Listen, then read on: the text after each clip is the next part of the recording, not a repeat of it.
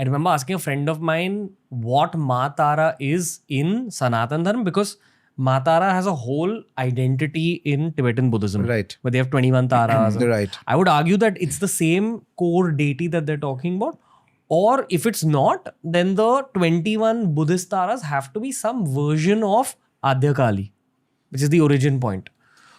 No, so the Buddhist Taras and our Ma Tara fundamentally are similar, but the Buddhas have taken her in a much more wider spectrum. So they have different powers of her have been attributed. I feel that's way as an outsider. I'm not a practitioner of the Buddhist path. So her powers have been slowly, iconography has been delegated to 21 different divisions. So there is a very Somya forms of Tara, softer forms, fierce forms of Tara are there. In our conception, the Mahavidya Tara is very fierce. Maybe the word they use, Tara, as a word probably means Devi. No, Tara means one who saves you from difficulties. Tarna in Hindi. That is Tara. Yeah. Anybody who's going to protect you from difficulties, she is that kind of a devata who protects the upasaka from all difficulties. Yeah. I'll tell you why I'm bringing this up, because the first image you showed of Kalima with the hands Yes. like this, there was a hand like this, and then there was a hand in the opposite direction. That same logic is there with the Buddhist Taras. In fact, in the old podcast, the Murti weight kept Right. was the Buddhist Tara. Right. But in my eyes, all the Devis, even whether we're talking about the Dash Mahavidyas, Saraswati Ma, they're effectively coming out of that same origin point of Shakti. So they are all, each of these, specifically the first three Mahavidyas, they can each of them become Parashakti. Okay. So it is not only Ma Kali. For a Tara Upasaka, she can become the ultimate source of from which all the Mahavidyas have come. Okay. The Tara that we have in Sanatan Dharma. Pull up the image of Ma Tara. Right. So say second one. This is a painting. This is the full thing. Okay. This is Tara. Completely. How do you know this is Tara? How do you know it's not Ma Kali? So you have to first observe when you see a painting that is properly done, that's based on the Shastras, start not by looking at the face. Start by looking at the edges of the hands. What is the deity holding? That is how your investigation should start. So here you will see there is a skull, bowl, patra she is holding. Then there is a lotus, blue lotus. That blue lotus is identical with Tara. Only she holds the blue lotus. Ma Kali will not hold the blue lotus. And then there is a kharga and then there is a scissors. Ma Kali has the kharga but not the scissors. No. But most importantly, there are variations of Tara. Various variations of Tara within the broad structure of Ma Tara that we worship. And the other thing that you will see is that look at her head. There's a snake there. That is a Bhairava, Akshobhya. In fact, along with that, there is sometimes very often depicted 5 skulls in a head. This is similar to the Buddha Tara also. Buddha's Taras will also have 5. I think they might have Dhyani Buddha. I don't know exactly. They have 5 symbols there. And our Ma Tara paintings, many of them, will also have 5 skulls on the ear. So this is basically, she is in the cremation ground, standing on a corpse. But sometimes this can change. Instead of a corpse, it could be actually a burning pyre. There was also an image of 2 people in intercourse. Yes. So that is one iconography of Tara. That's not the most popular iconography, but that is one iconography of Tara. So that is why I chose this one, because this is more common. This is a corpse. This is a corpse. Okay. She's standing on a corpse. And that blue lotus signifies wisdom, spiritual wisdom that she gives to an upasaka. The skull is a patra that she holds, which is very useful in certain sadhanas. Basically, it has a meaning, but more importantly, eventually, as the sadhana deepens, the upasaka realizes that it is his own skull that she is holding.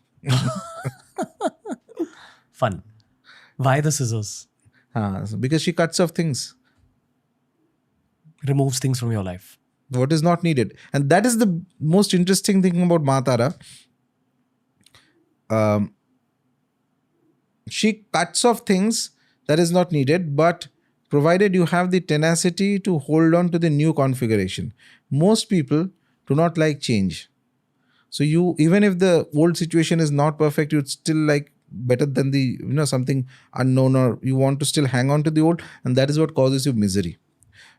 In my opinion, Ma Tara mantra sadhana, if it is done, always it starts with some kind of a bang. Bend. No, some kind of a tandav, bang Bang. in your life. That's how she starts always. But eventually she saves you from all, because we worship her as Ugratara. Ugratara, though, means somebody who saves you from Ugra difficulties, most fierce difficulties. But it also is that she's a cremation ground deity.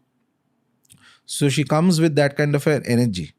But at least in my life, I've seen whenever there has been most complicated difficulties and I've worshipped Ma Tara, there has always been a solution. Yes, the solution may or may not be according to it. It's not going to be very. So she's fierce, and the solution will also be fierce, and that scissors will start working. Whoever has to be cut off, she'll smoothly trimming. She will do. You have to hold on very tight to her. If you follow her lead, you will grow higher, stronger, and better in every sense. But that's also where many people falter, because we are conditioned to hang on to things that are old. When I first met you, you gave me the mantra which went Tara Divyaya Namaha, Yeah. which I don't know if is. I mean, I don't know if it's an actual Sanskrit mantra in the first It's just just with the name. It's not the actual mantra of Ma Tara, but one can just do it. It's okay. It's a There's base no level. harm in it. Yeah. Why would one pray to Ma Tara and not Ma Kali? No, it's not like that. That you have to. So why would one pray to? No, that's so like asking why would I want to pray to Kali and not Hanumanji or not Shiva or something like that. It's up to your Personal. personality. But the thing with Ma Tara is that her, though she comes across initially with a certain degree of aggression, but there is still a little bit more motherliness in her than Kali. Softness. Slight softness, but within the context. Don't expect the full mushy softness kind of thing. It's a cremation ground softness. Okay. So first of all, in both cases, you have to be very steady. The Bhairava Kripa is absolutely necessary. And she is lightning fast. Once you have connected to her, her effects start just like that. In fact, before I came to the first show, I had done a Ma Tara Anushtan, small, at home. And when I came in and I saw that Vigraha of Ma Tara, I was least expecting, of course, that there would be a Ma Tara of all places in the world will be here. So then I knew that that whatever the Anushtan had done is working. Its energy is there. And it was a Buddhist Yes. Tara. At the end, deity is one. Both the Tara, all Taras are one, but they have their own mantra krama, mantra and other ritual krama and all that. We have our own. In fact, there's a very interesting story from one of the tantras, and quite a few tantras. Brihad Nila Tantra, Tara Rahasya. Then even in the Rudrayamal Tantra, there is a story that Rishi Vasishtha, once who was the Manasputra of Brahma, wanted to attain Siddhi of Mahamaya. So he goes to Kamakhya, and for 1000 years he does mantra sadhana. And he doesn't succeed. Okay. And he gets angry because he's a rishi after all. He's like great, and not ordinary rishis, one of the Brahma rishis. So he gets angry and he says that I'm going to curse this Vidya so that nobody can succeed. The moment he says this, he's thinking of this. There's a Daiva Vani, there's Akashvani, there's a divine voice he hears. And that voice tells him that your mantra is correct, but your paddhati of sadhana is not correct. That is why you're not succeeding in this. So he goes to, they say that he goes to Mahachina. There's a place that's like Tibet kind of area. In fact, most likely, in my opinion, Tara was already worshipped even before Buddhism came into Tibet. She was already a deity there, present there, okay, in those areas before the advent of Buddhism. So he goes there, Vasishtha, and in Mahachina, that area, he sees there is a man like an Aghori sitting, full, long hair and like that. And there are 3 very beautiful women around him. And in front of him is kept a bowl of meat and alcohol and fish and all that. And he gets full furious. So he gets furious and he says to that person that what kind of sadhana is this? Okay. And then there's a conversation that happens between the two. And in that conversation, he, at the end of the conversation, he realizes that the man who is sitting is actually Buddha Rupi Narayan. He looks like a Buddha, but he's not Gautama Buddha. He's a very ancient type of enlightened being, let's say, who is actually Vishnu, nobody other than Vishnu himself, who has taken that form. And those three women are Mahakali, Mahalakshmi, Mahasaraswati. And he tells him, there's a discourse that happens on the use of Pancha Makara and Panchatattva, which is the foundation of Kola Tantra. The 5 ingredients, how to use them. And he tells you, do her upasana now in this method that I taught you, with the same mantra. And then you see. From there, they say, the story goes, the lore goes that he goes to Tarapit.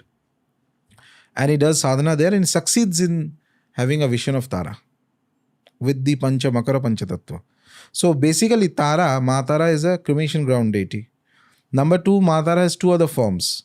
One is Neela Saraswati, one is Eka Jata. Eka Jata means there is one single jata in her head. Okay. One jata. And Neela Saraswati is a blue Saraswati. She is also cremation ground deity. She is not like the normal Saraswati. She is Saraswati, but not the normal Saraswati. And the dhyana says there's a lotus that is coming out in a cremation ground. On that lotus, she's sitting down and she holds all the skulls and everything there, Neela Saraswati. So she gives to an individual Mahapragya, something that's beyond Jnana. Gyan is you will get normally through the worship of Saraswati, etc. She gives you something that is a Vijnana, how to apply that knowledge. And that comes spontaneously. That comes only in a state of enlightenment. But she sits in the cremation ground.